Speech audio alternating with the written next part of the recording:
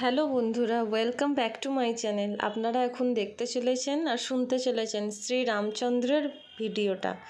রামচন্দ্রকে বিষ্ণুর অবতার মনে করা হয়। শাস্ত্রমতে যে প্রতিদিন রাম নাম জপ করেন তাদের জীবন থেকে সমস্ত দুঃখ কষ্ট দূর হয়। যে পরিবারে রাম মন্ত্র জপ করা হয় সেই পরিবারে শ্রী রামচন্দ্রের আশীর্বাদ সবসময় বজায় থাকে। আসুন এবার জেনে নেওয়া যাক রামের আশীর্বাদ লাভের জন্য কী মন্ত্র আপনারা জপ করবেন। সর্বার্থ সিদ্ধি রামচন্দ্রের ধ্যান করবেন।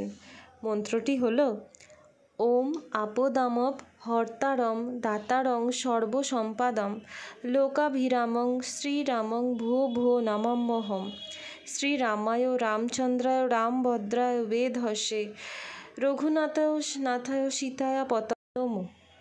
শাস্ত্রমতে যে ব্যক্তি প্রতিদিন এই মন্ত্র জপ করবেন তার সমস্ত মনস্কামনা পূরণ হবে। শ্রীরাম জয় জয় রাম শ্রীরামচন্দ্রায় নমঃ। রাম নাম জপ করলেই জীবনে ইতিবাচক শক্তির আগমন ঘটে। সাফল্য লাভের মন্ত্রটি এবার বলবো।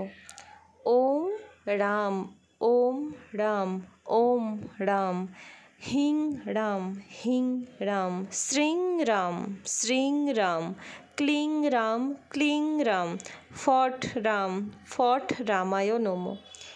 ভালো লাগলে ভিডিওটা অবশ্যই সাবস্ক্রাইব করবেন, লাইক করবেন এবং কমেন্ট করবেন।